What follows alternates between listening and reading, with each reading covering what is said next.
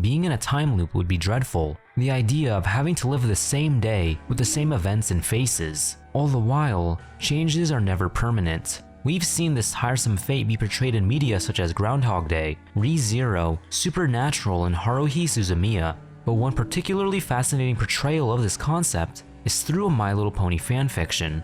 On May 27th of 2019, a femfiction user going by the name of Kodeake would publish a story titled Diary of a Time Looper. The description for this story details of a worn-out notebook that was found. The thing is, the first entry was dated to be yesterday. Off rip, the way I discovered this story was through one of those rare aesthetic TikToks. I thought it was for a movie or a classic novel. I read the comments and yeah, that was not the case. I checked out the fanfic for myself and here we are. I'm going to present the story first, and then for the latter section of this video, I'll provide my own commentary. Of course, if you want to check out the actual story for yourself, the link for not only the original will be provided, but a narrated version as well. Plus, I'll be showing various artwork and animations on screen. Enough with the yapping, let's check this baby out.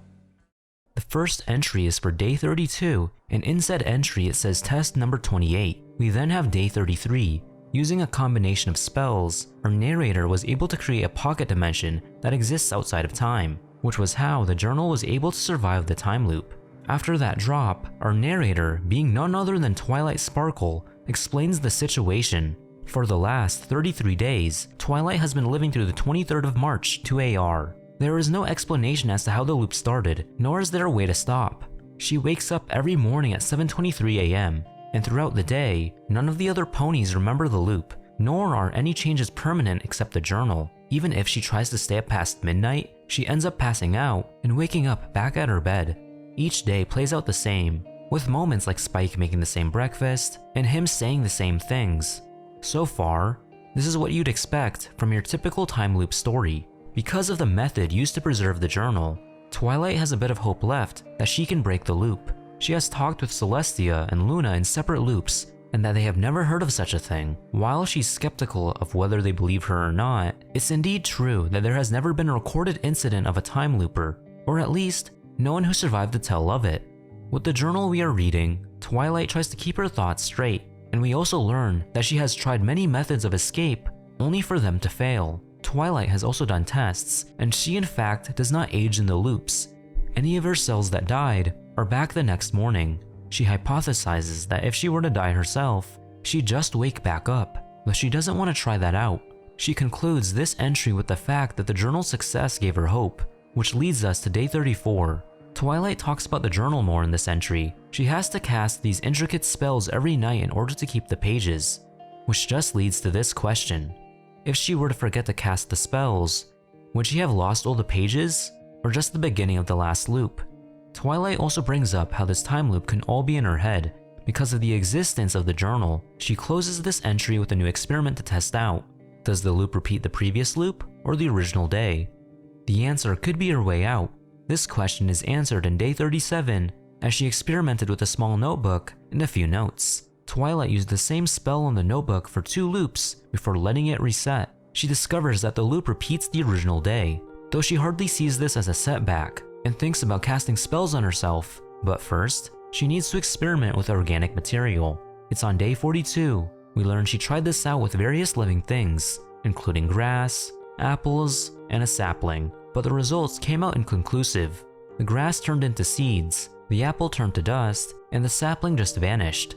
The journal also doesn't physically age, meaning that whatever is preserving this journal could bring Twilight out. On day 43, Twilight spends the day out with her friends rather than doing research. She talks about them with such high regard in this entry, and they'll be there for her no matter what. Of course, the loops have taken a toll on Twilight, and her friends notice that, though she tries to convince them that there is nothing going on. We skip forward to day 52. Twilight tried experimenting with some bacteria, and they were able to grow. This leads her to believe that if it were possible to enter a form of suspended animation, then something bigger and more complex could escape. That last entry coincides with day 59. Twilight experimented with dead organisms, and it turns out they're unaffected. This is of course a reference to the Heisenberg uncertainty principle. Luckily for those of us who didn't pay attention in class, Twilight defines the principle in this quote. The uncertainty principle states that the act of observing a sufficiently small particle will affect it. no matter how delicately you do so. Okay, this is really funny to me because I just remembered Walter White is canonically a pony in the MLP verse.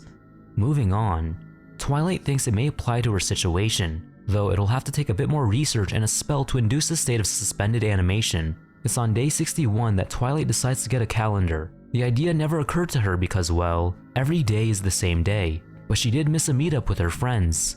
Even though everything is the same to them, Twilight wants to keep her schedule intact and have Pinkie gather everyone, especially since she's much better at dragging Applejack from her farm than she is. We can see the next line is crossed off, but it says, "Am I not important enough?"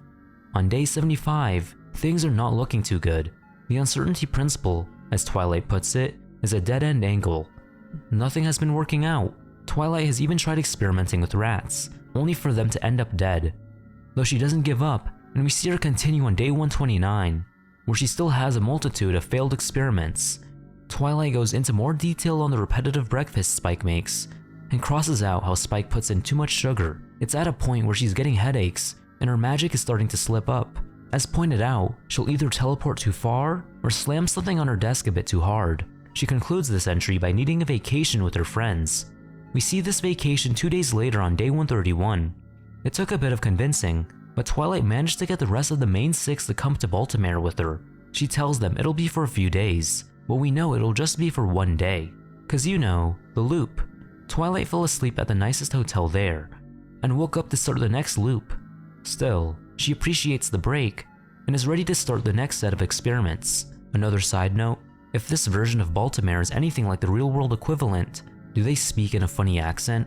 Heading over to day 183, Twilight mentions that she's starting to get headaches again. The stress from the continuous failed tests is starting to weigh in on her even more than they previously did. I want to highlight this particular quote from the entry. "If I am truly in a box, it's locked tighter than the vaults of Kennerlock Castle. I'd like to believe that even the strongest locks can be broken given time and patience, but mine is wearing thin."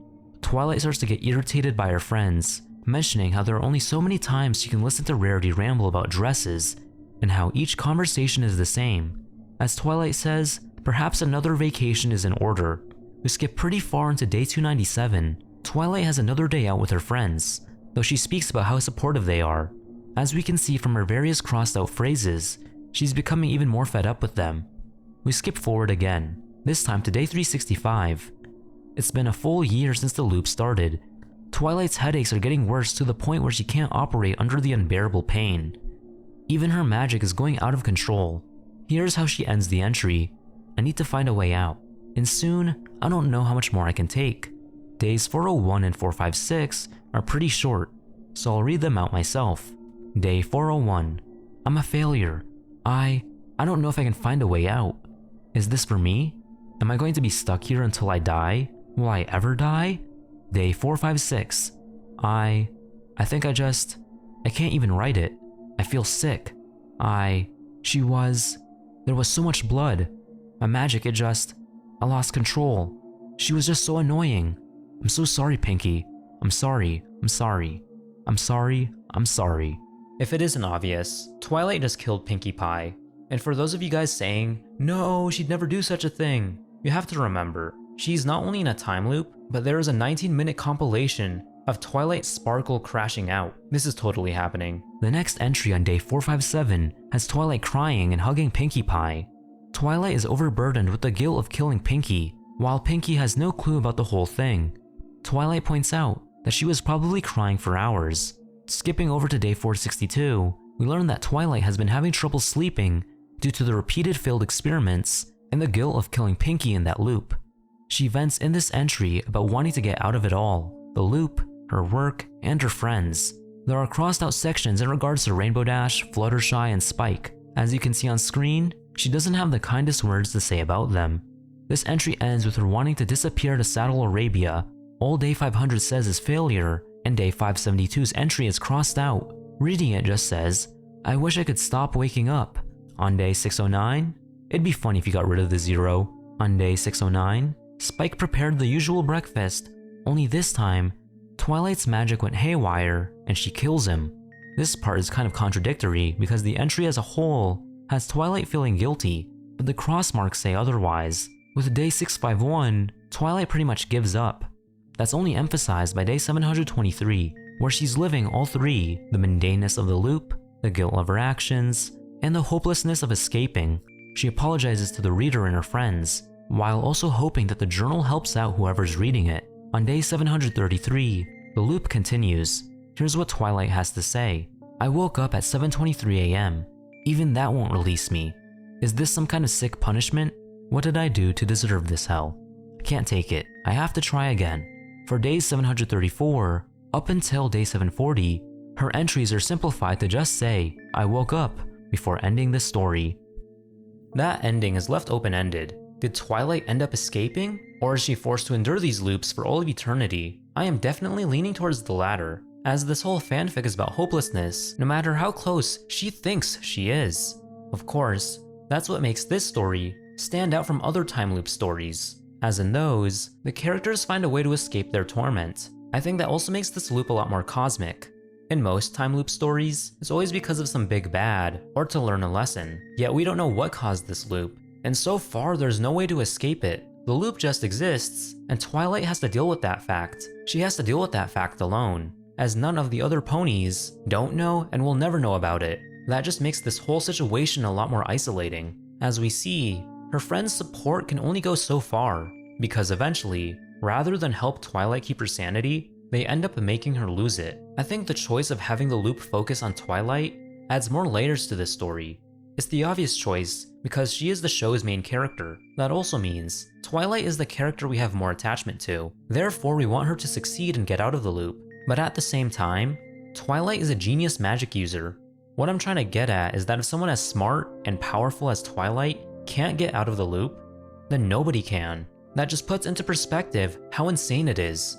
To add on to that, Twilight isn't the most mentally stable, or at least, she doesn't respond to situations lightly. Both her genius and her sanity combined make her the perfect candidate for something so hellish and eternal. I know MLP fans are tired of seeing gore of the ponies. Trust me, I am too. But should we really mark the acts Twilight committed off the table? Especially knowing her state of mind? Overall, this story serves as more than just a what-if scenario for her favorite pony, but it's also a dive into the psyche. Creepypastas and poorly disguised fetishes aside, our expectations of fanfictions are often very low. At the end of the day, they're all just creative outlets that dedicated fans and beginner writers do for fun. Nothing more, nothing less. Yet this fanfiction feels more comparable to a short story I'd read in an English class. Something like The Yellow Wallpaper, or any of the works by Edgar Allan Poe. Just like those short stories, this fanfic as well. Short, that makes it more consumable for the audience to read, but it also adds more weight. With a story as impactful as this at such a length, there's little room for flaws, quality over quantity, or less is more you might say. We don't need Twilight's every thought and action, nor do we need an account of every single day. The large numbers labeled for each entry, along with the gaps in between them, tell us everything about the strenuousness of the loop.